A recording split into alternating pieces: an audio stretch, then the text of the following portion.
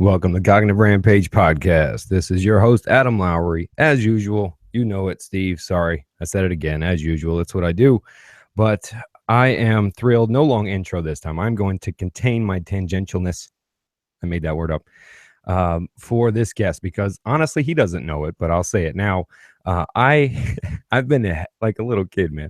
I've been reaching out to Dr. Andrew Hill for a few months now, and lo and behold, to my surprise, when I reached out, I'm all nervous too, and I was calling like, all right, I got to get this guy on. I think we see a lot of things the same way, except he's well more degreed than myself. But anyway, and I was surprised. He said hello, and I was like, me at a loss for words. And Doc, welcome to the show, Dr. Andrew Hill. I would give you a long intro, man, but if you would just kind of preface everybody with you. Sure. Thanks for having me, Adam. So again, I'm Andrew Hill. I'm a cognitive neuroscientist, which means I work in the area sort of at the intersection of mind and brain, or largely how the brain produces our experience of mind. And I focus on things involved with performance. And including things that get in the way of performance, like addiction, sleep issues, anxiety, as well as other diagnoses and brain problems like traumatic head injuries, seizures, migraines, ADHD, all sorts of things. So I'm a brain scientist, but also a biohacker, and I tend to work across different challenges individuals have in their brains, be it alcohol or some other sort of behavioral intervention that isn't going great for folks, or more sort of advanced interventions. I work in the area of biofeedback on the brain. I have a neurofeedback practice in Los Angeles, and also used to work in an addiction center. I helped found an addiction center here in LA that does moderation-focused approaches to alcohol consumption, and also teach at UCLA courses in neuroscience and gerontology. Usually, I've just finished a big gerontology sequence at UCLA this week. So. Oh, okay. All in a few breaths, man. That's why I don't like doing the intros. And a lot of times what you read online too isn't updated sometimes. So, and Sure. you're also going to mention the things you're really involved with now, and what you're into. And I find it funny too, because I'm looking to pursue a doctorate degree. Potentially Great. kind of came up new for me over the last couple of days. Oh, And nice. yeah, and well, maybe. And I kind of went back and forth with it. And, in my book, I kind of approach a lot of the psychological ways dealing with addiction, et cetera, things that get in your way. But again, Yep. I think addiction is just a symptom, really, to a Yep. point. But, for you, I like the idea. I think the new frontier is the brain. I think that's where the next answers really lie. That's where the functioning comes down to. But I think we're so still very little in it that right now there's still a lot of focus on that psychological, environmental influence, et cetera. Yeah, I think so. I mean, the brain, of course, has been around for a while, and we've had them as long as we've been thinking creatures. But we still don't really understand what's going on in this 3-pound blob of jelly above our shoulders. The more we find out, the more complicated it gets. There's more cells in the brain than there are stars visible in the sky. It is the most complicated machine that we've ever come across, and every time we discover something new about it, it just gets more complicated. So it's if you're interested in a PhD, neuroscience can certainly take you pretty far. You can never exhaust new things to learn in a PhD. So. And well, I'm just going to be frank, a lot of the reason I also dig the psychology side and why I went this route is because in truth, there's technically no right answer, that everything is so theoretically based that if you can base it in the science and you understand what has been proven, then the theories can almost become infinite on how you try to process those together. So I think, yeah, maybe if the brain and neuroscience provides that for me, this new frontier to where you can just propose things and study them. I don't know. You may have just yeah. You sort of end up. That is true. I mean, if so little is known broadly that you can often find new information and new theories by digging deep into an area of brain function. Unfortunately, that often ends up with neuroscientists in what's called a blind men and elephant situation, where everyone is sort of looking at their piece of thing really closely and doesn't have the overall perspective. I mean, the joke about a PhD is it's the art of learning more and more about less and less until you know everything about nothing. And so it's really useful to become a scientist and have this big broad perspective. but sort of advanced brain scientists or advanced PhDs in any field often have such a narrow, perspective on what they're studying that it's often difficult to get, the broader picture. I'm glad you said that actually, because a lot of the cognitive rampage has multiple definitions to be applied. But for me, sometimes when I get into this part, is what I found in my field also is those horse blinders of division between behavioral psychologists, structural psychologists, cognitive psychologists. Yep. And I couldn't stand it. And so what this book was kind of also a rampage against all of those studies going, hello, don't you know it's you and you and you? And that's where that's where my theory came from, which was transrational structure behavior theory. Okay. And for me, it's kind of going, God, can we stop just saying it's cognitive? Can we stop just saying it's behavioral? Can we merge that together? And that's kind of what a lot of your work does. Yeah. I sort of, from my perspective, I don't view any distinction between brain and mind. I'm sort of a reductionist, where the brain produces the mind. The mind is the part of the brain that we experience directly. But from my perspective, it's all able to be explained by looking at brain activity, brain function. But you're right, we still don't really understand the broad picture.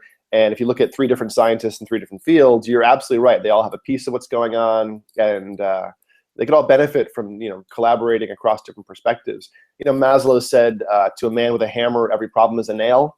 And to a cognitive psychologist, the nail is drawing circles and arrows on the board and saying black box this and input output that and Bayesian this. But to a EEG neuroscientist, the nail is ERPs or quantitative EEG, or looking at the sort of physiology markers. I would say as we accelerate our understanding of neuroscience over the past 10 or 20 years, science itself is changing. 50 years ago, you could really develop a huge knowledge base and a huge specialty area working alone by yourself in a room. Nowadays, with all the different skill sets required to do good science, you find that you end up with a big team of people, a neuroscientist, a computational person, a psychologist, maybe a cellular bench, organic chemistry person. And you kind of have to bring together all these disparate fields to make any real significant movement in terms of pushing the needle, moving the needle in knowledge base in a way that has relevance beyond your narrow area. And that's, I think, the challenge of academics, the ivory tower, where we're sort of isolated. We don't have a sense of what's real, or we don't have a sense of what is actually happening in the clinical world. I think that's the challenge for academics, is to take the narrow perspective, the expertise that we have in a very specific area, and pull back and find ways to integrate it into the sort of reality of what is being done in the clinical world, what else is being done in other fields in the research world. That's all difficult. Again, science itself is changing, so we have more interconnections between adjacent fields of study, and that's good. But I still think there's a disconnect between stuff happening in the ivory tower, in the research lab, in the classroom, and in the clinic. Bringing things operationally down to the individual to help them change their mind, change their brain. So I think that's the challenge in brain science these days. Yeah, you speak to belief and the idea of helping someone change the beliefs. I got a slight delay, I think. Give me a second. It'll pick up. Maybe not. Sounds fine from here. Oh, all right. A lot of time. Funny when I get to talking myself. And before we go further, man, I like to kind of build up the person too. And sure. Where did you come from? What were you raised in? How did it go down? And kind of walk me to that of what led you to the neuroscience. Because I think there's another side to you that I haven't heard in a lot of interviews. I hear briefly, and it has to do with a lot of the tattoos I know you have underneath that. A lot of the spiritual experiences that are kind of brushed over in an interview. So for me, I think a lot of that is linked into I don't know, where we're born in, what we come from, and how we develop. So I kind of like to go there, if that's all right. Sure, yeah, no problem. So I grew up in the East Coast in New England, really rural, sort of isolated towns. I grew up in a town called Westport, Mass. Born in Maine, and in both Maine and Massachusetts, the towns I was growing up in were very rural. I mean, in Massachusetts, the town I grew up in had more cows than people. No malls, no industry. And that's good in some ways to keep a kid sheltered and, thriving, but it's not great from the point of view of the kid, really boring growing up a little bit. And, I grew up before the internet and before cable TV to some extent. So information was something I really wanted. I really wanted to drink in.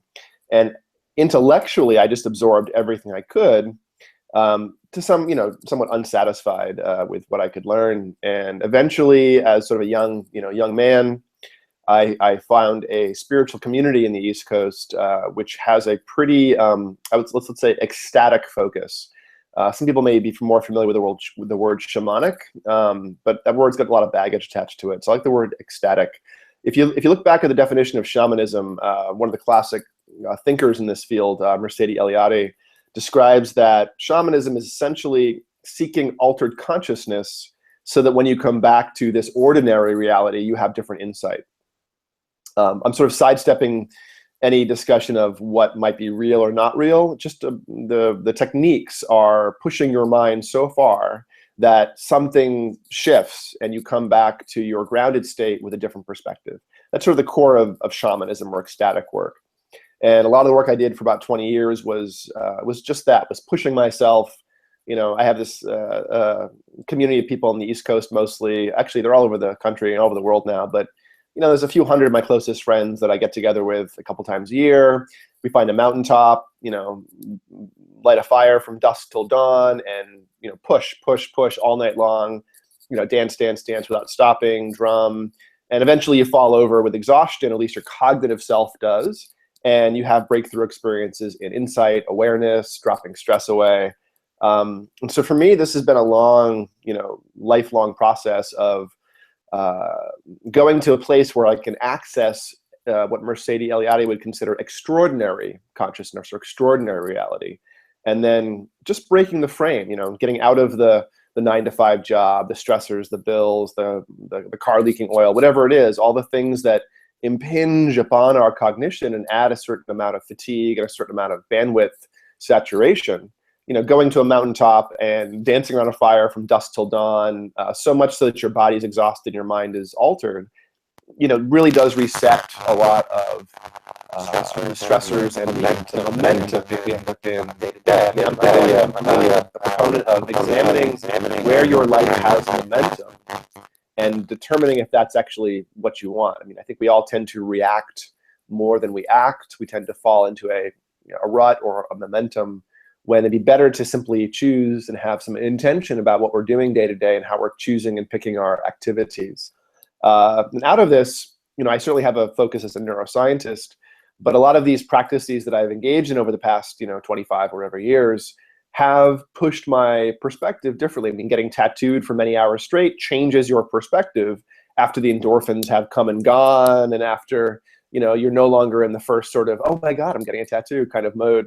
6 hours in, that buzz of the needle and the sort of smell of the ink and all the things that when your mind is just completely exhausted and almost challenged by the experience of pain. Let me say one thing about pain, and because this has some relevance for altered consciousness. I don't know if you have any tattoos, Adam, but you find that when people receive them, there's one of two types of people. There's those who are resisting, going, the whole time, which actually makes it hurt more. And those that sort of let the experience wash over them and don't attach to it, don't resist it. And they actually have, I would say, less physical pain, less awareness of that. I think you just described the two ways that we can choose to see life. Exactly, yeah. And I think that extends to all kinds of things, right? So in mindfulness or in meditation, classic Buddhist meditation, this idea of attachment or wanting something or resisting something is, of course, the root of all suffering. In the words of this guy Sid, who came up with these ideas about the Four Noble Truths. Suffering happens, or shit happens, and but also shift happens.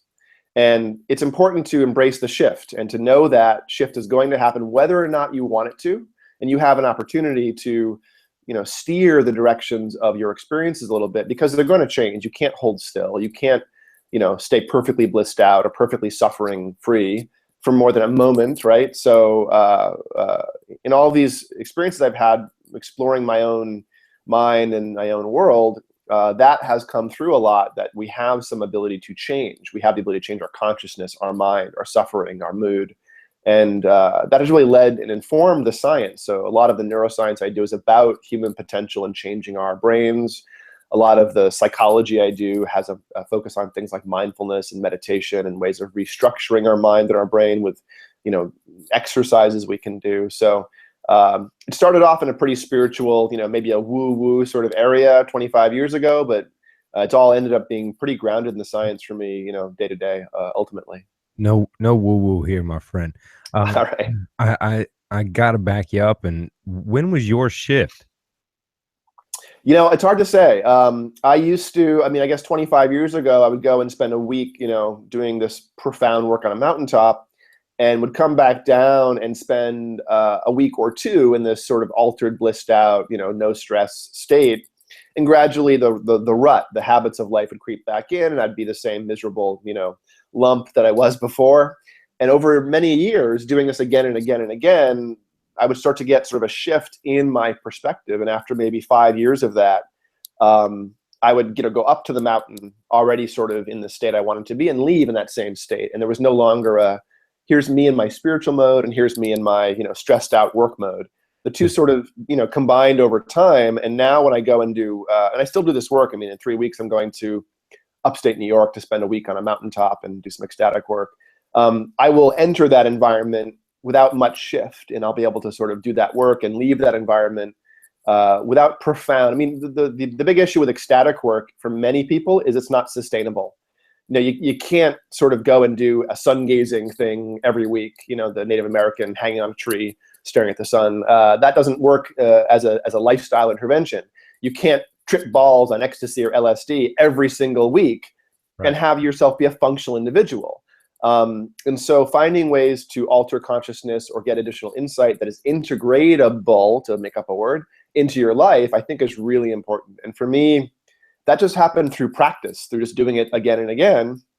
And after several years of being in this community as a sort of ecstatic person who focused on dance, pushing my body, I shifted to drumming, to doing rhythm work. I actually injured my my feet at an event. I was there for about 11 days, about 20 years ago. And the very first day of an event, I managed to tear both of the plantar fascia, the sort of arch of my feet. And so I was hobbling around this 11-day event or something without any ability to dance. And I had done a little bit of drumming. This is a very music-focused practice. I did a little bit of drumming before that, but never had the patience or the sort of stamina to sit there and support the dancers in that way. And drummers are often not doing ecstatic work. They're often not trancing out. They're sort of grounding their consciousness to provide a safe container for the dancers to then go pretty far. So it was actually an injury that made me sort of sit on the benches and practice drumming all night long, instead of throwing my body around a fire at high velocity, and coming back to earth, in the morning. And for me, that moving to more of a service role and a container building role in this community was a big part of what sort of to cement some of these gains. Not going for the profound ecstatic shifts, but just holding that that space and that awareness of other people's work, if you will, and providing the rhythmic structure. And I also think that rhythm training shifts brain activity as well. There's plenty of research evidence showing that if you engage in rhythm training, meaning drumming, or even some simple things that are not quite as cultural. There's in autism work, there's a rhythm training practice called interactive metronome that seems to improve cross-modal integration and some other functions in autism. For non-impaired individuals, is a very profound rhythm training program called Takatina, which repatterns rhythm perception for people, be it people who have challenges or musicians. Takatina is sort of like patting your stomach and rubbing your head on steroids. You speak one rhythm in your mouth, clap a different rhythm, step in a third rhythm, while people are facilitating, building up, and adding new rhythmic signatures to what you're doing. And so, I can't just suddenly play 4 different rhythms with my body by stepping and speaking. But in a Takatina workshop, gradually you find yourself, you get out of your cognitive way, and you find yourself suddenly doing polyrhythm in a very complicated way because of the facilitators helping you, bring that piece in. And so, excuse me, for me, Rhythm training has been a big part of this ultimately as a non-cognitive, getting you out of your head, so to speak, and into body patterning and learning the sort of deep integrated stuff. And I think that we've been banging on things rhythmically since probably before we had language. It's a very deep, innate thing that seems to be there in brains. Humans can dance, even little baby humans that don't have any language, or profoundly impaired humans without language. We have this ability to dance, to move our bodies in response to music. Most animals don't. Only I think parrots or a couple other animals can dance to music.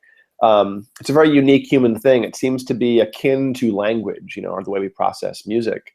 And so I think there are gains to be had with engaging in these non-verbal, non-voluntary, if you will, ways of patterning our minds.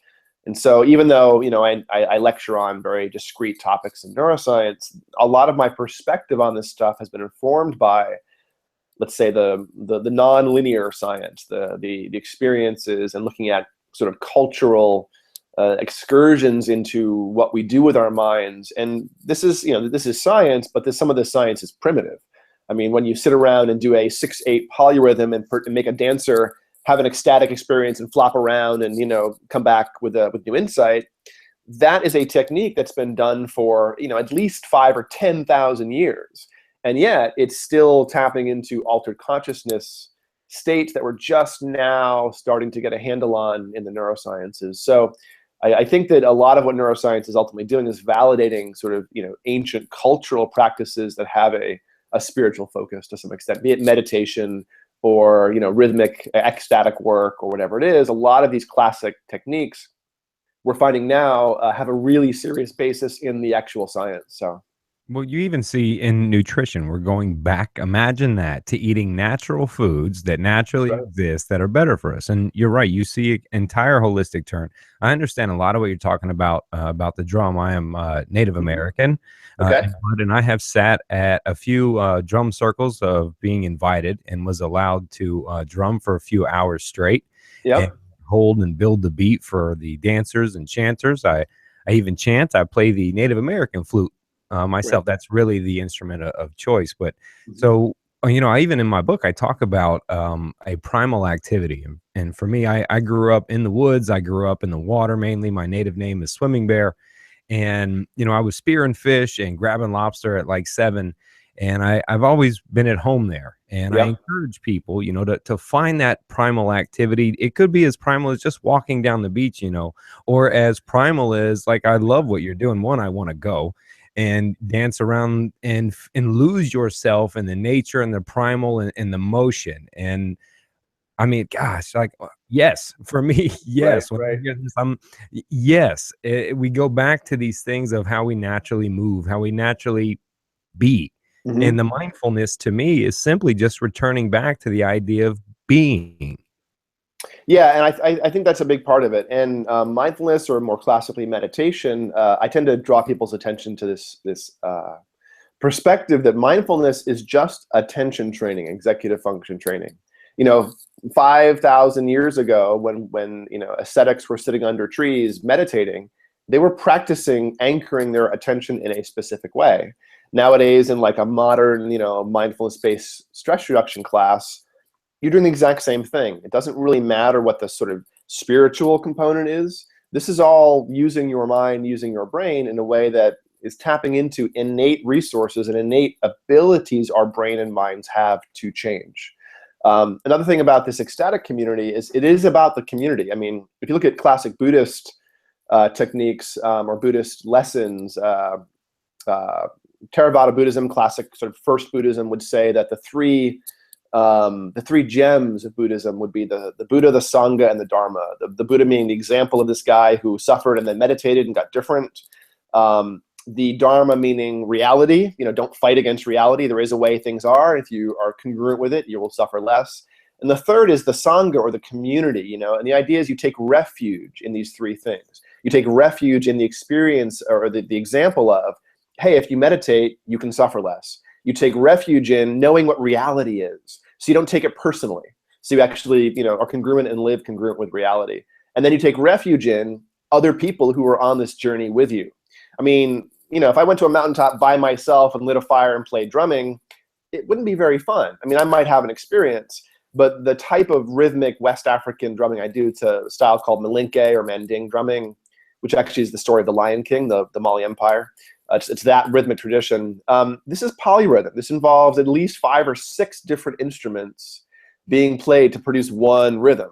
And the rhythm itself isn't the whole experience. We're drumming for dancers, singers, and then, of course, you need to do all of that within a space that is safe and appropriate for that kind of environment. You can't build a 9-foot-tall fire everywhere. You can't make huge amounts of sound with 100 people everywhere. And so we get into this idea of the ordeal. You know, Joseph Campbell would be very proud of me for bringing up this idea that we all go through ordeals, and transformation tends to happen through struggle. And so it's a fairly innocuous struggle to go and exhaust myself dancing all night or drumming all night or whatever it is.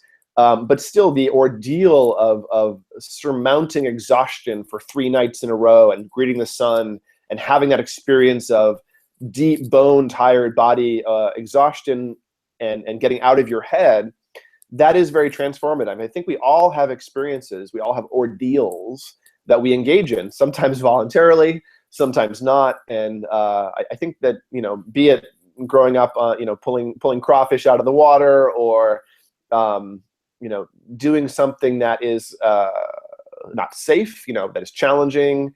I think all of these things shape our brains profoundly. And I would encourage folks to engage with ordeals, find the growth edge, find the place where things are painful, scary, difficult, and do that. You know, I grew up in the water too. I'm a grandson and son of lobstermen and Navymen and things like that. So I was pulling lobster pots as a kid and, you know, doing all things like that. And in spite of that, the ocean still kind of terrifies me. Maybe because of that, you know, you realize how powerful and raw and primal the ocean is. Been And, you know, been in some storms, man, to make you go, well, you know, oh my God, yeah. Lightfoot says it best, when the waves turn the minutes to hours, and you're just like, oh my God. And you don't know if you're going to make it out of that. You realize just what a profound guest you are in this alien environment to some extent. But you know, my next ordeal, I'm 45, and I've started a few companies recently that are going to take a few years to get up and running. And I'm sort of planning a sabbatical at 50 where I do a circumnavigation on a sailboat. Not because it's the most interesting thing, because I'm not terrified by it, but because I am actually terrified by, you know, being a month away from shore, over miles of ocean, you know, without any control, and having to sort of, to me, that is the next challenge. That is the next primal, or, you know, or ordeal, so to speak. I think ordeal is lightening up what that'll be like. But I mean, it's true. I tell people, I mean, I don't know, maybe all right, I'm not going to give direct advice, but sometimes it's good to put yourself in a situation to where you're like 4th on the food chain. You know, I've been in that situation a lot of times in my life, and one very close one I may have said on here before, but anyway, right after that experience, the ideas that were coming through my mind that everyone has to experience this, I went and built a company called Primal Nature, and for like 6 to 8 months, I was taking people on actual primal adventures. No bed and breakfast here, and had a couple people cry a few times, wanting to go home. Sure. And, you know, but you witness those rebirths as well. You witness, you know, that, oh man, that alive feeling people witness. You know, what is, all right, 2-part question here, man. One, I'm still interested in your first ordeal, whatever age that was, that made you, you know, grow from that to seek from that. I mean, I know there's something there, and it's been sidestepped 2 or 3 times. I don't know, man. I try to get people to reveal what their ordeal was. Yeah, you know, I'm not sure. I think my first ordeal may have been as a little kid. I was one of these kids who was intellectual but slightly awkward and, you know, geeky, and didn't have a lot of social skills. And I think my first ordeal was just learning to be alive, learning to sort of integrate, you know, the slightly quirky little kid that I was. I mean, I had a vocabulary that was, you know, post-college age in 1st grade. That doesn't necessarily make you just like every other kid, you know, having a slightly advanced, you know, language ability. And that changed how I viewed the world. You know, I viewed the world sort of with symbols and with language, and having to integrate and figure out where I belonged was a big ordeal. I think a lot of, you know, young kids end up having this, unless you're sort of a typical kid fitting into the culture you were born into. there's an individuation that happens in teen years, certainly, where kids stop being the identity of their parents and their peers and start developing a new identity, first informed by the non-parent peers, and then eventually informed, hopefully, by some synthesis of experiences and identity that the individual arrives at. But for me, it was I'm not sure if I have any specific ordeal beyond that. I think it was all ordeal up until maybe I was 25 and I finally integrated some of these lessons that I had been maybe resisting for the first 20 years or so. Yeah, sure. I like how you referenced that, man. I think the ordeal is trying to learn ourselves or who we are. I don't even like the phrase "who we are" because that, for me, concretes kind of a concretes personality. Like, that's who I am. I don't even like that phrase. I say that in the book. And pushing ourselves into these environments we're uncomfortable, trying to change those. I think we all do. I referenced in an area. I use an example of, take, for example, a kid who's new to an elementary school, who is now waiting in the lunch line, who has to come out the other side and find the place to sit down. Yeah. And as that kid comes out, he's looking for behaviors, symbols, something that shows friendly. There's fear moving him. And then the first kid that kind of acknowledges some idea of, hey, how you doing? It's there. Next thing you know, that kid may over time change how he talks, how he looks, how he dresses because of that. Yeah, absolutely. And in developmental psychology, there's sort of this time around between 12 and 15 where the identity of the individual goes from being largely an extension of parent values to peer values. And this is when the kid comes home wearing leather jackets, when the new piercing and smoking cigarettes, whatever it is, and all the bad habits, quote unquote, of their peers. And parents are horrified that this kid suddenly is an alien, not the little sweet kid that they grew up with, the previous year. But, parents need to know that this is a healthy process. This is an individuation. This is somebody developing an identity that is separate from the sort of birth group, the parent group. Now, it starts off with developing the in-group identity. And the kid who's leaving the lunch line is trying to figure out in-group versus out-group. Where do I belong? Who are like me? And this is a healthy thing for genetic distribution long-term. If you figure out that people who have your similar genetics are like you, then you protect them, you feed them, your genetics get passed on. But this can be sort of bastardized too and used poorly, where we develop our artificial boundaries between in-group versus out-group, like ethnic and racial divides. Race is not a very legitimate concept scientifically. The phenotype, what we look like, what some of the surface characteristics genetically are, that's valid.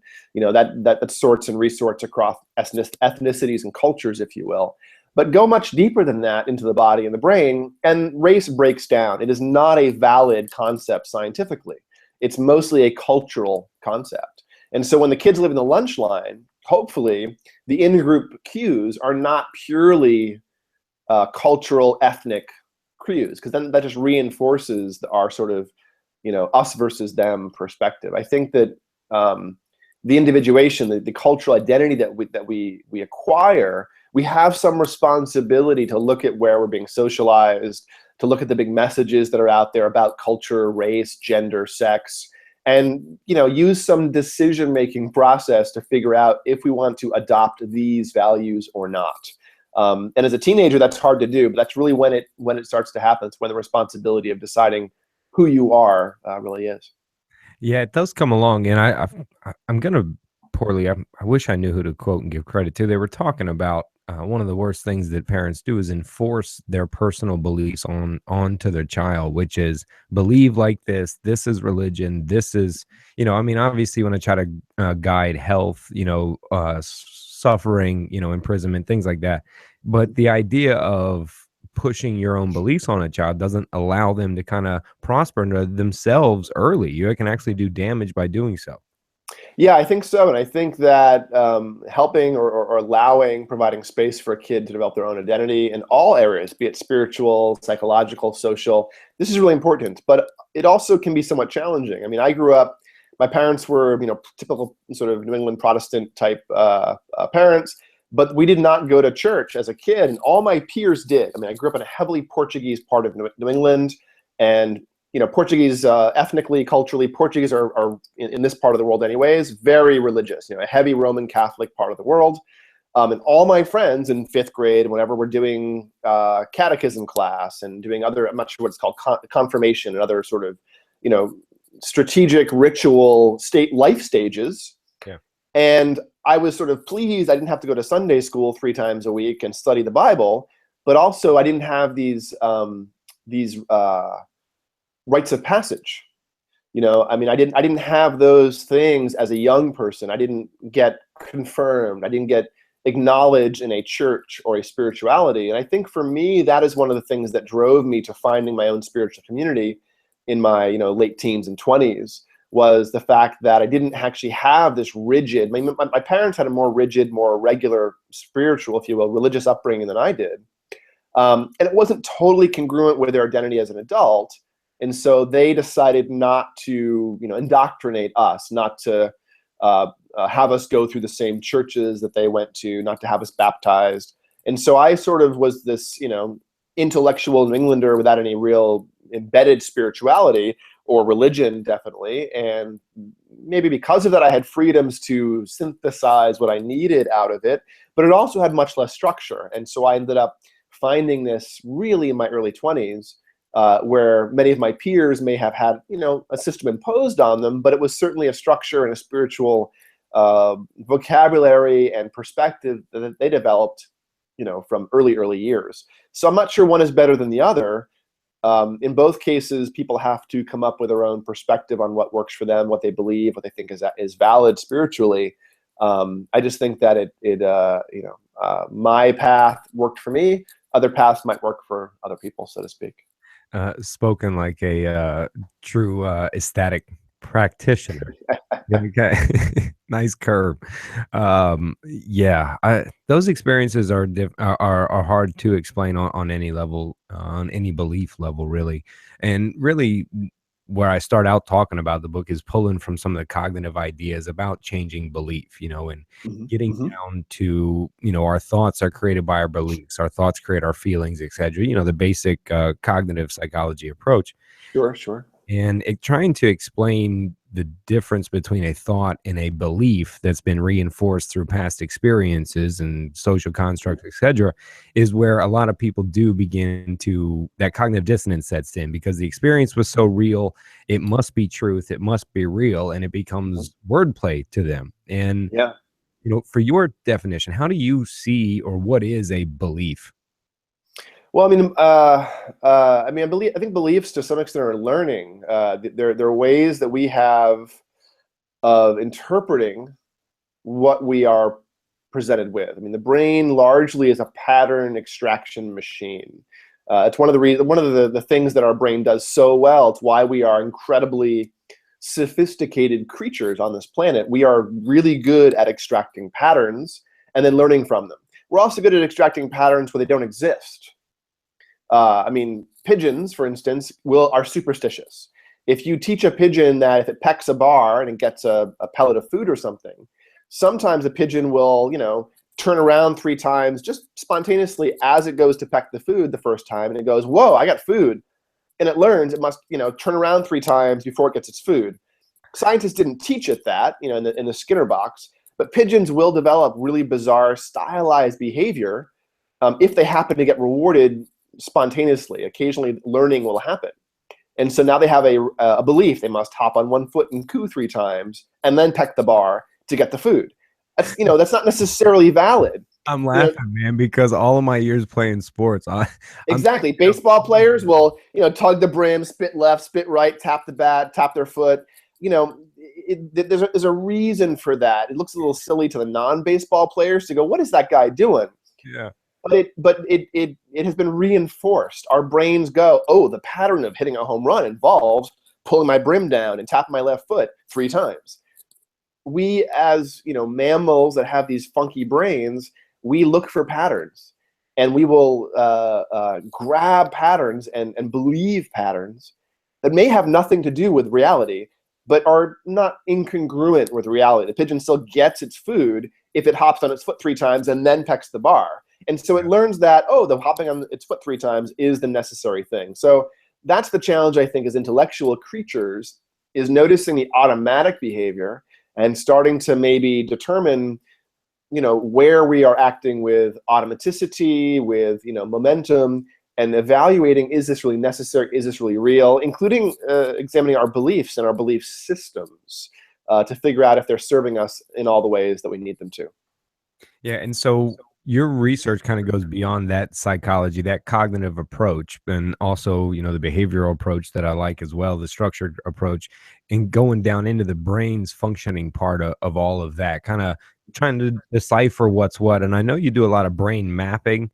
If you would kind of explain basic brain mapping for those listening, and then I'll get a little farther into it if you could. Yeah, sure. So brain mapping, what I do, it's a form of neuroimaging we call QEEG, or quantitative EEG. And this is looking at the baseline patterns of your brain. When the brain is sitting and resting, it's actually fairly active. And believe it or not, the brain is more metabolically active when you aren't thinking, just kind of drifting and daydreaming, than when you are concentrating. When you concentrate and think furiously and focus, a lot of nodes shut down in the brain. The brain is less active metabolically when you're concentrating versus when you're kind of drifting. This is sort of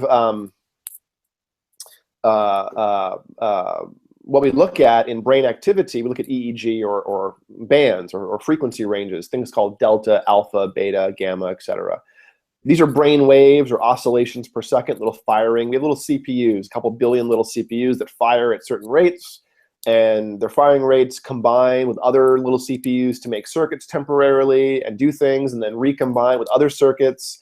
And in a QEEG, we look at the resting baseline brain activity. We have you close your eyes with a full head of EEG on your head for a few minutes, have you open your eyes for a few minutes, take those two baseline brain map or brain readings and compare them to a normative database that has several thousand brains in it. Out of that, we get maps about how unusual your brain is from a background population. Now, just because your brain's different doesn't mean something's wrong. And so the QEEG process, we then have to figure out, of the most statistically unusual things I'm seeing, are some of these things getting in the way? Are they true for you? If I see a marker of excess frontal theta, that's often congruent with impulsivity. And so if the person's impulsive, then we go, oh yeah, that excess theta is driving impulsivity. We have a signature, a physiology marker for it, and we can start to manipulate it and work on it. But there's a lot of inter-individual variability. So what's a problem for one person might just be a normal variant or a resource for somebody else. And so with QEEG, we tend to use what's called standard deviations or z-scores. And we pick an arbitrary line and say, if you're above about 1.5 standard deviations from typical, this is probably an unusual pattern. It might be getting in the way or something you actually are aware of. And so the joke I tell is that the brain mapping process is more prognostic than diagnostic. I'm guessing about what might be true, and then the person's experience is really what we believe in terms of trying to understand the person. I say, I'm thinking that this, and this are happening for you. Oh, they are? Great. Then we should believe the data. And we figure out, it's sort of somewhere between an art and a science, as I'm interpreting brain activity statistically unusual against the population, but then we got to really ground it in what the person is experiencing, which is sometimes the challenge in brain mapping. So I like that you say that, because in counseling and psychology, for me, I've always called it an art form based on a little bit of science. And yeah. I've had professors and people get so mad at me, and I'm going, look, it's an art form. You told me 90% of this is who I am as a person, 10% is the books, but then when I tell you it's an art form, you tell me it's, and so right. I go like, look, this is application, mixed with art. And so the science part, you also said something else I loved, which is probably going to spark a cognitive rampage in you or me. When even Dr. Carl Hart pointed out that idea when they showed the brain imaging on methamphetamine, not on meth, and that standard deviation didn't mean anything, that this is the brain on meth, this is the brain off meth, and it's supposed to look all scary. And technically in a room, there'd be such a standard deviation, it would all kind of look up in the air. And when you said that we vary so much that it may or may not in the art form, how do you see the definition of addiction as being a brain disease? Yeah, I think addiction, if you drop back to the sort of pure definition in psychology of addiction, has two components. One is tolerance, and the other one is dependence. That really just talks about the physiology of addiction. The psychology of addiction is much more nuanced. And I think that addiction as a disease is a pretty hot button topic, and there's some evidence that some brains are more predisposed for learning with certain substances. There's an opioid receptor in the brain, and we have variants of it, different types of it, and some people have a type of opioid receptor that is extra rewarded by alcohol. They find alcohol extra yummy. Does that mean that they have an addiction disease? Not necessarily, but it means they might get in trouble with alcohol faster or develop a behavioral problem or a lifestyle problem with alcohol faster. So I'll sidestep the addiction as a disease question because I'm not sure it's the right question. I think that with substances, it becomes much more about your relationship with the substance and much less about the substance. Even methamphetamine. Methamphetamine is a fairly similar molecule to Adderall, to dextroamphetamine, other amphetamines, very similar molecule. And if you give somebody small amounts of Adderall or small amounts of methamphetamine, it completely masks the brain activity patterns we see that are related to ADHD. It's basically a poor theta-beta ratio is ADHD, impulsivity, executive function. It's a really well-validated marker. In QEEG mapping, I could take blind data from thousands of people and sort you into ADHD and non-ADHD piles using one measure of electricity. Simply the ratio, ratio of theta to beta at the vertex of the head. Vince Monastra did a lot of good research on this historically that shows that it's something like 96% accurate. Blindly sorting ADHD and non-ADHD with one metric, a measure of theta to beta on the vertex of the head. And yet, you give somebody 5 milligrams of Adderall or a little bit of methamphetamine, and you completely don't see those patterns. I'm not sure that says anything about meth versus Adderall. What it says is that things we put in our bodies change our minds. And it doesn't have to be meth or Adderall or caffeine. It can be, high-fat diet versus high-carb diet. Profoundly different effects on the brain. It can be getting hydrated versus not. It can be having a really rich, nutritionally complete diet versus eating, Twinkies and chips all day. Those things are as problematic as a drug addiction, quote unquote, habit, potentially. I mean, some drugs are also different. If you get seriously addicted to alcohol, there's a profound physiologic tolerance to alcohol. If you suddenly withdraw profound alcohol addiction, you may have a stroke or a heart attack because the physiology is so tolerant. In alcohol, the brain gets tolerant to the GABA release that alcohol causes, the alpha wave release. And after years of chronic binge drinking, your brain has stopped producing GABA because the alcohol does it for you. And then this is why the chronic alcoholics are shaky and nervous and can't calm down and can't fall asleep. It's because the brain has become educated that it does not need to make these slow brain waves because alcohol is on board and doing it for the brain. So I'm trying to emphasize or underscore this idea that it's about the relationship you develop with the substance. It's not about, oh my God, you're doing this weird drug, because you can get in trouble with non-drugs too. You can have problematic relationships with video games or television or food or sex. Work. Yeah, it doesn't really matter so much what we're talking about. It's about the relationship you have with these things. Why are you doing it? Why are you eating a pint of ice cream? Why are you sparking up the joint? If it's recreational, if it's low key, if it's enjoyable, if it's moderate, great. If it's, oh my God, I'm so stressed out, I need to drink this alcohol, I need to smoke the joint, I need to, do the opiate, then we have a problem. If it's reactivity, if it's a maladaptive coping strategy, and if you're receiving consequence, if your behavior is so dysregulated that your engagement with the substance is dysregulating other aspects of your life, that's when things are problematic. That's when you really need to look at what you're doing. And again, look at the momentum. Look at why you're doing these things and add some intention back in. Because we react quite frequently all day long to things we're experiencing.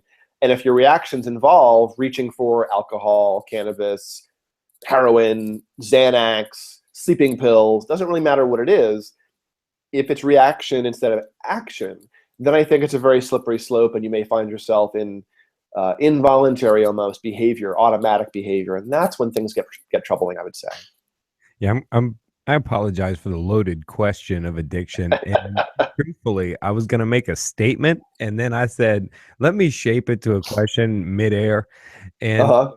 and the truth is, what I wanted to say is this is why it's detrimental to enforce to people in our current treatment today that they have a brain disease, because people adapt that to unchangeable, static functioning.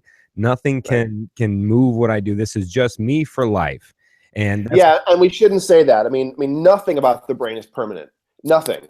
The brain changes. That's its whole damn job is to change. If I sent you to play, to do a brand, let's say I sent you to do a piano lesson today for an hour, assuming you don't already play piano, 1 hour of piano lesson, by the end of the day today, every single cell in the hand area, every single neuron would have remapped its connections and moved around.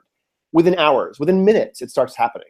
So the brain learns, shift happens. It's not a question of how, of if shift is going to happen, it's a question of how. And knowing that the brain is always changing, always reacting, always patterning itself against the challenges we're experiencing, the stimuli we're exposed to. I mean, it's trying to minimize pains and maximize gains. And that's why things like sugar and sex are so rewarding, because they're gains. In an environment 20,000 years ago, we had low access to free sugar, maybe low access to free mates. Those things were incredibly rewarding, sugar and sex. Nowadays, we have more access, let's say, to those things. We have too much access to sugars, and they become problematic. We dysregulated in our behavioral management of those things.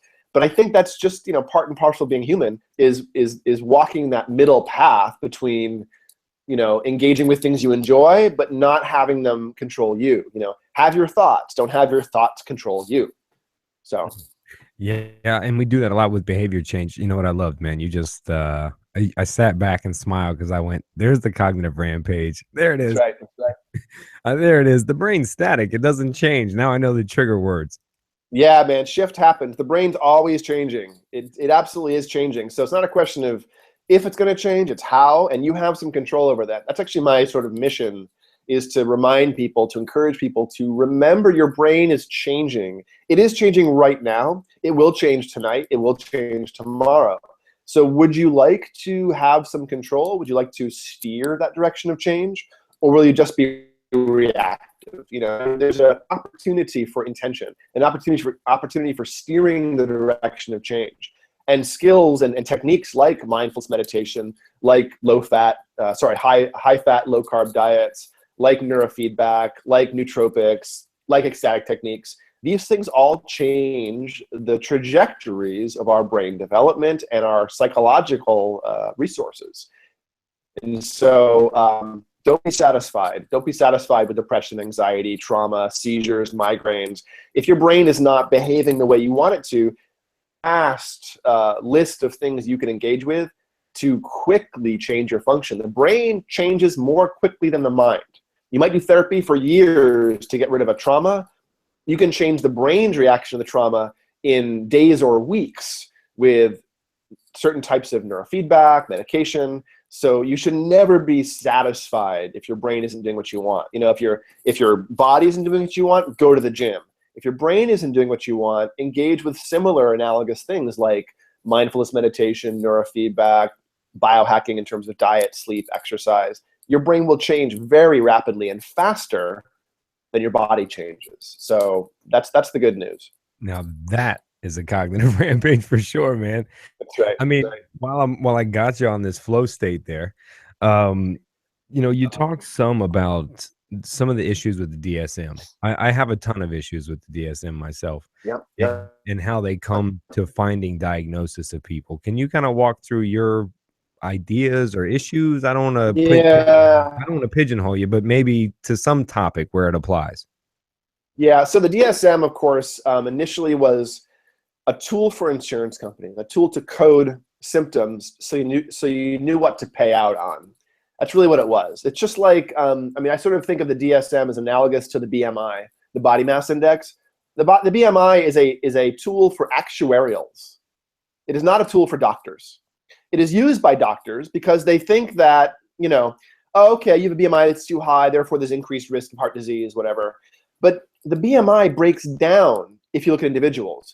At a population level, it works. if you, on average across many, many people. But there are people who are outliers on a bell curve who are still normal. Unusual is normal. And when we talk about the brain, it's almost all unusual. So I would say that a lot of variability is really typical. The DSM as a symptom classification for insurance companies was okay. But unfortunately, it didn't talk about causes, mechanisms, or even really ways of handling what you're dealing with. The most recent DSM, the DSM-5, was an attempt to start to figure out the causes and the operational sort of signatures of many diseases and stop being simply a symptom checklist. But of course, we have some bureaucracy, and we are a complicated thinker society. And the DSM-5, when it finally came out, was imperfect and didn't really meet its goals of actually describing disease. It still does describe symptom checklists to some extent. And unfortunately, it got rid of some diagnoses that we know to be somewhat relevant. Like, there's no longer a diagnosis for Asperger's in the DSM-5. But there is a form of autism that has no intellectual deficit and has slightly quirky social skills and obsessive interests in topics and maybe bizarre personal hygiene and maybe you love Star Trek or the Civil War or something. That's a real thing. There is a brain type in this excuse me, high functioning sort of autism world. And yet nowadays, insurance companies, if you're using the DSM-5, will not accept the diagnosis of Asperger's. This is a failure of the DSM. This is a failure of modern medicine in terms of how we classify treatments. And I think that we are still pretty far away from understanding the brain in terms of psychology. I really hope that in 3 or 4 more revisions of the DSM, we have things where it's like the ADHD diagnosis includes a theta-beta ratio. If the theta-beta ratio can sort ADHD and non-ADHD populations well above 90%, that's a better diagnostic criteria than a psychologist doing an interview. And therefore, the DSM criteria for ADHD should really include a theta-beta ratio as a physiologic marker, And there's lots of things like that where you can sort of see fairly robust markers that are, not necessary, but if they show up, you would assume there is a significant likelihood of that disorder, that challenge. And from a neuroimaging point of view, we can actually find discriminants or biomarkers for many of these categories of psychological dysfunction or challenge in the brain. And I think that's the piece the DSM has yet to really bring in, is the brain, is the neuroscience piece of it. And so over the next few iterations, I hope they finally get rid of the insurance company-driven classification of disorder perspective, add in more causal stuff, more ideology, and start bringing in the physiology. If somebody has reversed frontal lobe activation, the chances of them being depressed, having major depression, are very great. If somebody closes their eyes and the visual cortex doesn't calm down, it stays in active beta, that's hypervigilance. It's a very robust marker for hypervigilance. That's an anxiety marker, If somebody has an overactive anterior cingulate and posterior cingulate, they might have PTSD. And, when you can look at the brain and say fairly robust things about psychology, I think the fact that we ignore this in lieu of a symptom checklist that is imperfect and driven by a population perspective instead of an individual's real needs, I think we're doing individuals disservice by classifying things at a population level. So there's my rant. That is a better answer than I've ever done about it, man. I mean, we truly are. We say that therapy and the therapeutic approach is to the individual, but then yet we classify people away from the individual into perfect little things we can put on the shelf. Yeah, and, absolutely. I have 2 parts here, but the first one is I'll just ask, as it may be long, and then second part is a little more personal, but not that the 2 are connected. It's going to seem like it, but do you see any standout markers brain-wise for bipolar diagnosis? I don't. Bipolar is a very complicated brain pattern, and I will say one thing about quantitative EEG as a neuroimaging technology. It is a 10,000-foot view of the brain. It is showing me traits, not states. It is not deterministic. And so I might see some anxiety markers or some instability markers or connectivity markers. Now that might show up as bipolar disease. It might show up as some schizoaffective problem, might show up as some anxiety. I can't necessarily finally say, oh, you have this kind of brain. And the biomarkers we see in QEEG, some of them are more deterministic.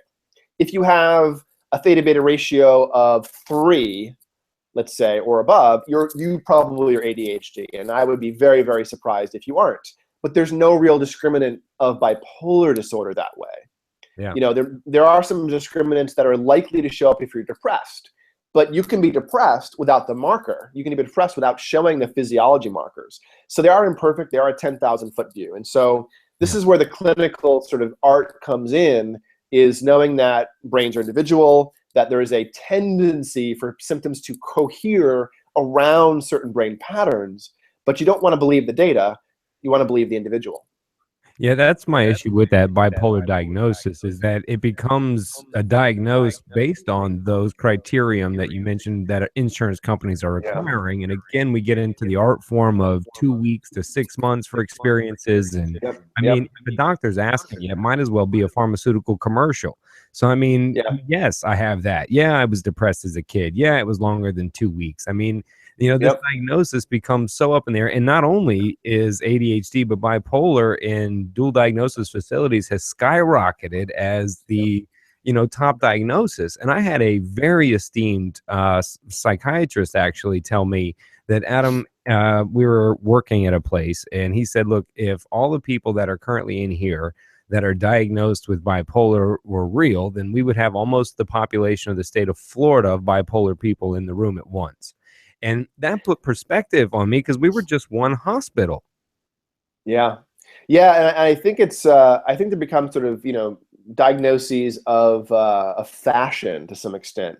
You know, the amount of Ritalin and Adderall being prescribed in elementary schools now is ridiculous. And there's no chance that, you know, 60-70% of kids in some schools have ADHD. In fact, I think we're getting into a topic where it's important to not pathologize variability. I think ADHD is sometimes a disorder when it's profound, it's getting in the way of your life. And other times, it's necessary and essential. We had this evolutionary reasons why it's important to have people who can notice everything in the environment and process things, but not be as heads down or as sustained in their attention. And it's also important to have people who can be sustained in their attention. You know, I'm one of those distractible hunter types. We also need gatherers. We also need folks who can weed the plants and sit and carve the amazing artwork for 20 hours straight. That's not my brain. I like the high stimulus, high information, you know, switching gears things much more. That's where my skills are. And so I think we pathologize individuality, unfortunately, and then we medicate it. And that is true in both, you know, kids with ADHD as well as in inpatient environments with dual diagnosis. Yes, of course you're oppressed. If you've dysregulated your life so profoundly, you ended up inpatient. It doesn't necessarily mean that you have quote unquote major depression or bipolar depression. It just might mean that in the moment your brain is dysregulated. And I think we need to separate these sort of labeling of the individual with labeling of the moment. So you're speaking to our terrible robot creating education system that our children have to fit into, otherwise they're labeled as these ideas. And my other issue are the learning styles that they teach.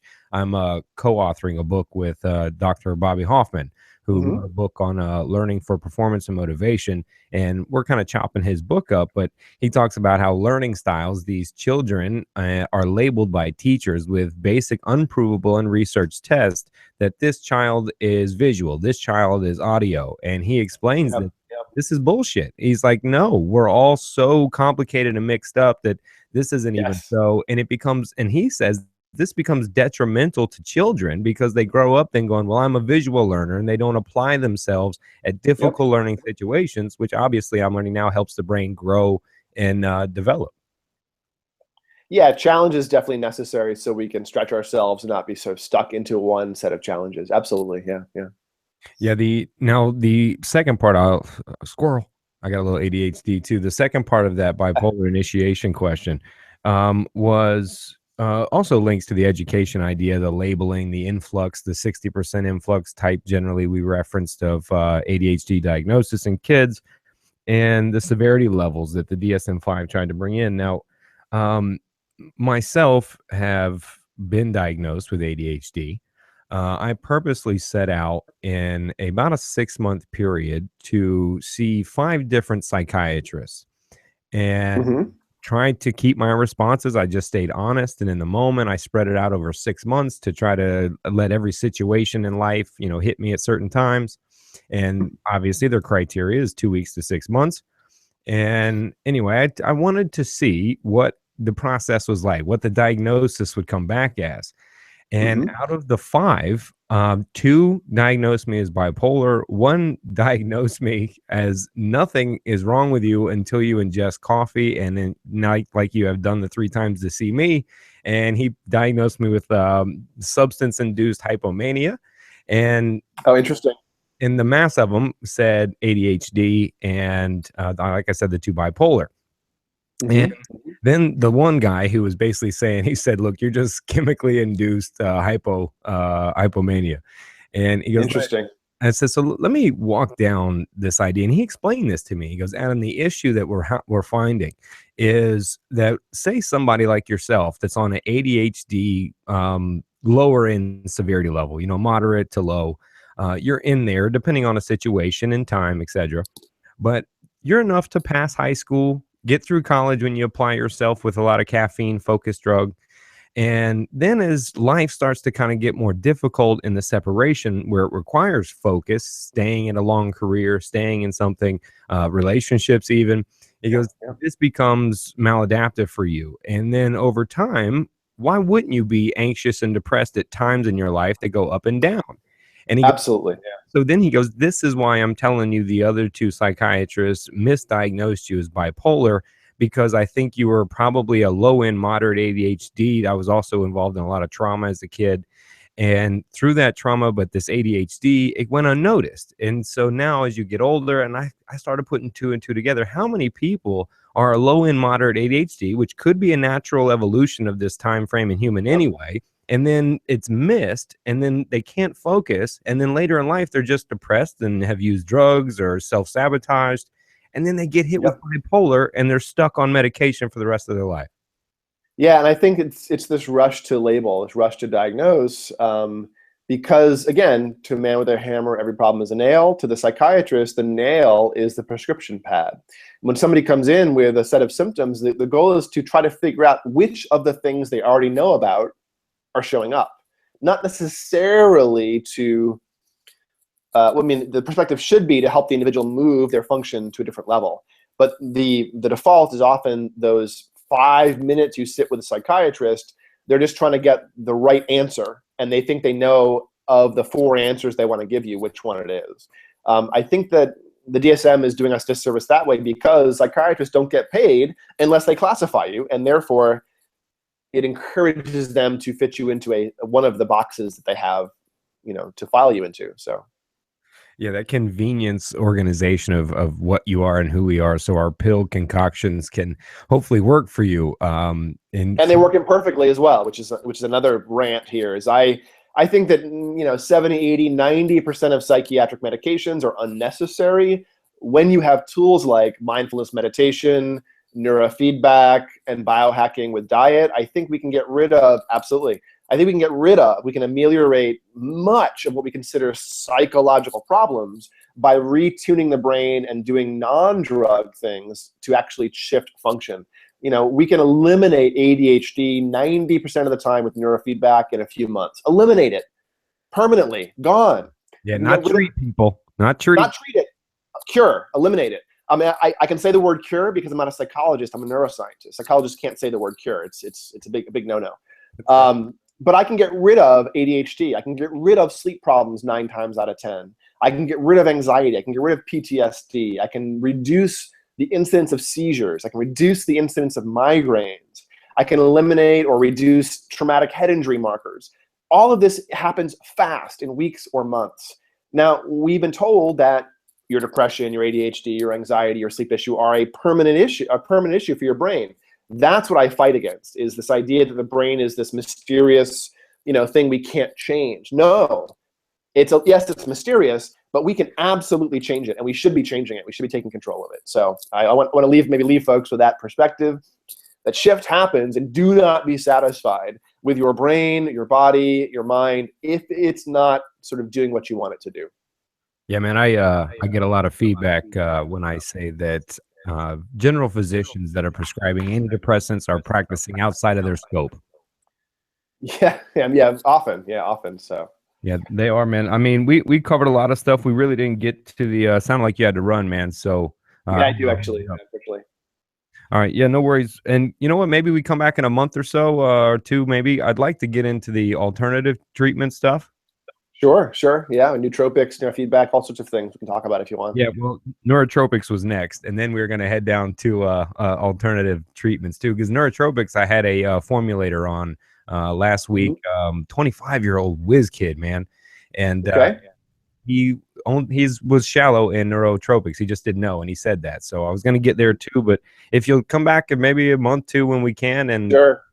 finish this up. Sure, sounds good. All right, man. Where can everybody actually come get cured with you? Yeah, so easiest place to find me is on Twitter at Andrew Hill PhD. You can also check out my companies, peakbraininstitute.com. Peak Brain is our QEEG neurofeedback and mindfulness training center. We have a Peak Brain in Los Angeles. We're opening up one in St. Louis in the next couple of months, and we'll be in Portland, San Diego, and Orange County quickly. So we're gradually spreading throughout the country. But folks are welcome to come to LA if they want to hang out with me and do some brain work, or email me with their own brain questions. I love to hear people's individual brain challenges and questions. And pop up on Twitter, maybe shoot me a quick note. Let me know what your own unique brain things are. I'd love to hear about it. So, hey man, I appreciate it. I'm actually going to be out in LA in August, seeing a few friends. Man, I'll come by and say hey, maybe. Yeah, come out. We'll do a brain map on you, a QEEG, and see what your brain looks like if you want. Oh no. I don't know about that, man. You can think about it. Okay, man. Well, thanks again, man, for being on the podcast, man. I look forward. Yeah, my pleasure, Adam. Look forward to chatting again, man. Thank you. All right, take care. Definitely. Oh man, I hope everybody enjoyed that and enjoyed chatting with them. Yeah, you can always close out, man. You should be able to just it'll shut you out. All right, Adam. Talk to you later. Take care. Yeah, brother. Let me know how the show gets produced, and I'll blast it out to my social media, of course. So. Oh, yeah, it'll come out. We drop every Monday at 7 a.m. Eastern time, but it's on iTunes, SoundCloud, where you come in and out of the iTunes top 200. But iTunes, Stitcher for Android, site, SoundCloud, it'll be all over the place. Okay, sounds good. Okay, brother. All right, take care. Talk to you later. Bye-bye. Man, I hope you guys enjoyed just the cusp of that. I wanted to say cusp. Just the cusp of that competence. I mean, we were just, grasping the top of it. I look forward to the next month or so when we do line that up to talk to him. But to give you a preface about the alternative treatments that he does, it's quite controversial in a lot of places. And I don't want to butcher it too much. I don't know the laws they've had to adjust to or anything. But, if you if you look up a guy I reference all the time, a virtual mentor of mine, Dr. Carl Hart, who essentially trains the physicians that talk about this. He's also a neuroscientist, neuropsychologist. But anyway, Dr. Carl Hart talks about how what most people know as addicts or addiction people suffering from addiction, are those that we see on intervention shows, etc. The strung out, you touch crack once and life is over, etc. And as Dr. Hill referenced, we see them as diseased people when this isn't so. And, he talks about how that 85% is still functioning in society. Many people in 12-step circles may refer to this as the functioning addict, but I would argue that many of us that are functioning addicts don't realize what we're addicted to. So being a functioning addict has this negative connotation when maybe it shouldn't. But anyway, how 85% still have families, kids, they don't have issues. They don't overdose. They do it healthy. And as he also points out, Dr. Carl Hart, that drugs have this huge negative, unreal connotation about how they destroy your lives at one time, etc. It does for that 15% or so. But anyway, what Dr. Andrew Hill does in alternative treatments in California is teach people how to shift from that 15% to the 85%. kind of a new type of no harm treatment rather than just replacing with Suboxone, etc., and copping out to I have a disease, this is my life. Obviously, you know his view now on it. And you can also look up Dr. Carl Hart's arguments on the disease model approach as well. These are two very smart men that do this for a living. Not me saying it, I'm just a guy. But anyway, alternative addiction treatments, what they do out there is teach people that how to moderately use, how to control their life, how to control the use, how to stay healthy while doing so. And then they mix the brain mapping and the biofeedback that he explained, and people can see dramatic changes quickly, not 30, 90, 60 days of abstinence. Look, I remind you, they tried to teach you abstinence in school, and look how well that did. Okay. So we can keep selling the bullshit propaganda with the war on drugs. The drugs will kill you the minute you touch crack, your life is over, and all this other bullshit. But we'll pump ADHD Adderall medication that is very similar molecule setup to methamphetamine, parents out there. So think about that. Yeah. So we'll cover alternative treatments. He also has a neurotropic that's called truBrain. I was taking Alpha Brain for a little bit. I've discontinued that. But anyway, I wanted to learn more about it. Drew Peters chose to stay in his lane on the last podcast with nootropics. But I'm pretty sure Dr. Andrew Hill will not. But anyway, truBrain is that neurotropic that he's involved with. If you want to prep up for whenever we have our next show, I'd suggest looking up nootropics and alternative addiction treatments. Look up some of that research, etc. If you have any questions for Dr. Andrew Hill about anything we talked about today, any DSM questions, cognitive neuroscience, brain mapping, any of that stuff, please find him at the Peak Brain Institute. And if you have any questions you want to ask him on the podcast, also email those to me at cognitiverampagepodcast@gmail.com, and I'll see if I can get those questions in there for you. But anyway, for all of you that are still purchasing the book, reviewing the book, and sending me nice things about it, thank you so much.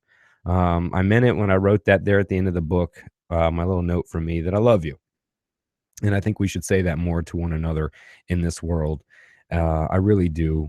We maybe hoard that word so much out of fear and past history, but I don't know. Try it. Try just telling people I love you randomly when you get off the phone, etc. And shake them up a little bit, right? But anyway, you can get the book at Amazon.com, The Cognitive Rampage, A Dose of Authentic Revelation. And Amazon, there's a Kindle version as well that's available. And a few things actually to add. I forgot.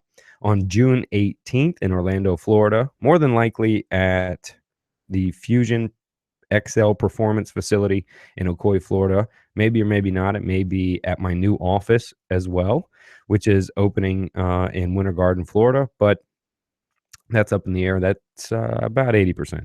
But anyway, the workshop, the first Cognitive Rampage workshop is a go on 6/18. Like I said, maybe here at Fusion.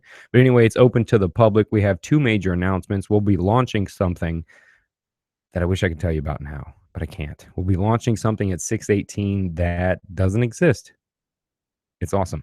And I think it's a way that we can help a lot of people. But anyway, it's 6/18 on Saturday in June from 12 p.m. to 2 p.m. It's a rapid fire where I have 10 Tribe of Change speakers. These are guests that have been on the podcast as well as a secret 7 guest. It'll be 10 speakers that get 10 minutes each to fire out their best on what change is to them. Their cognitive rampage delivered fast. So no long drawn out speeches, just a direct rapid fire delivery. And we're going to break those speeches up with some music, with some activities, with some hopefully MMA demonstrations and some other fun stuff. But there will be an organic shake bar, I like to say, which is just open for you to make the kind of shake and blend it up and hang out. It's only 2 hours, but it'll be a fun, intense, competence-filling, passion-creating time. And social connection. That's the best part about being around some people that are looking for the same things in life that you are. You know, looking to optimize, looking to live that cognitive rampage, man. So that's what it's all about. Like I said, it's open to the public. We're launching something that night. If you haven't heard, I hope you're tuning in. For the last month, I have been hosting Fit Project Radio for ESPN here in Orlando, and that's Orlando 580. That's Sundays at 9 a.m. Our next show coming up will be May 29th. That's birthday to myself. Happy birthday, May 29th. But that show will air on Sunday, and Drew Peters is our guest there, like you just heard on the podcast last week, but a much more narrowed 30-minute version of something different, though. It's a totally new interview. But that's coming up on ESPN. Shout out to everybody that listens, that shares, that likes, everyone that's living your cognitive rampage. Reach out to me. Say hello. Tell me how the book is. Tell me how terrible it is. Tell me how much you love it. Tell me how much you hate it. It doesn't matter. But reach out. Say hello. I like connecting with people. And give me a couple days if you reach out on social media, all right? So that's the biggest events that are coming up, I think, so far. New office opening, Cognitive Rampage workshop on June 18th. That's it, fellas and ladies. I love you. Hope you're taking care of you. Hope you're living your cognitive rampage. Bye. Or should I say, wait, I gotta do it in the camera. Bye.